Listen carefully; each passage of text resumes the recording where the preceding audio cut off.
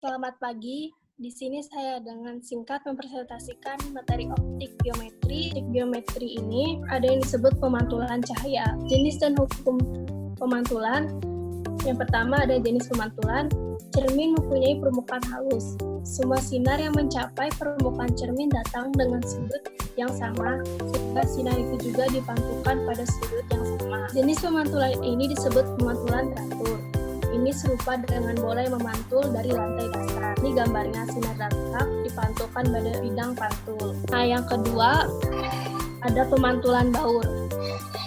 Pemantulan baur terjadi karena pemantulan cahaya oleh permukaan yang kasar seperti kertas, sehingga berkas-berkas cahaya tidak sejajar satu dengan yang lainnya. Ini contoh dari pemantulan baur. Bidangnya tidak teratur.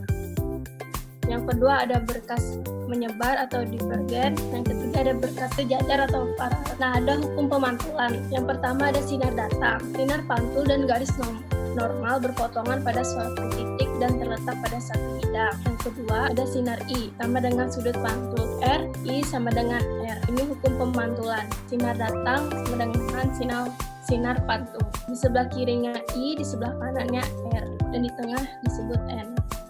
Pemantulan pada cermin datar. Sifat-sifat bayangan pada cermin datar. Yang pertama, maya, karena di belakang cermin yang dibentuk oleh perpanjangan perpotongan sinar pantul. Yang kedua, sama besar dengan bendanya. Perbesaran sama dengan 1 karena tinggi benda sama dengan tinggi bayangan. Yang ketiga, tegak dan menghadap berlawanan arah atau terbalik terhadap bendanya. Yang keempat, jarak benda ke cermin sama dengan jarak bayangan dari cermin. Pemantulan pada cermin lengkung. Para ahli perhitungan atau astronom menggunakan cermin-cermin lengkung yang besar dalam teropong atau teleskop mereka untuk mengumpulkan cahaya redup yang berasal dari bintang-bintang yang jauh. Cermin datar tidak dapat digunakan dalam memotret bintang-bintang yang jauh. Pemantulan pada cermin cekung. Sinar-sinar istimewa pada cermin cekung. Yang pertama, sinar datang sejajar sumbu utama cermin dipantulkan melalui titik fokus F. Yang kedua, sinar datang melalui titik fokus dipantulkan sejajar sumbu utama. Yang ketiga, sinar datang melalui titik pusat kelengkungan M dipantulkan kembali ke titik pusat lengkung tersebut. Pemantulan pada cermin cembung. Sinar-sinar istimewa pada cermin cembung. Yang pertama, sinar datang sejajar sumbu utama cermin dipantulkan seakan-akan datang dari titik fokus M. Yang kedua, sinar datang melalui titik pusat kelengkungan M dipantulkan kembali seakan-akan datang dari titik pusat kelengkungan tersebut. Yang ketiga, sinar datang menuju titik fokus F dipantulkan sejajar sumbu utama. Nah, ini adalah contoh dari gambar melukis bayangan pada cermin cekung. Ada benda M sama dengan S besar F. Ini sinar istimewa, dan ini sinar istimewa yang kedua. Ini ada perpotongan sinar pantul. Ada F dan M. Yang selanjutnya, dengan jarak fokus dan jari-jari kelengkungan cermin. F sama dengan 1/2R. Hubungan perbesaran bayangan N sama dengan H aksen per H sama dengan min per S. Pembagian ruang tempat benda dan bayangan.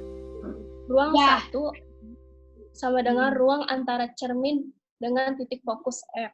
Ruang 2, ruang antara titik fokus P dengan titik fokus F.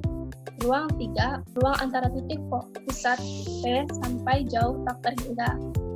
Ruang 4, ruang lanjutnya pembiasan cahaya. Pembiasan merupakan peristiwa pembelokan arah lintas gelombang setelah melewati bidang batas antara dua medium dengan indeks bias yang berbeda. Indeks bias merupakan besaran yang menyatakan kerapatan suatu medium yang didefinisikan sebagai perbandingan antara cepat lambat cahaya dalam suatu medium tertentu.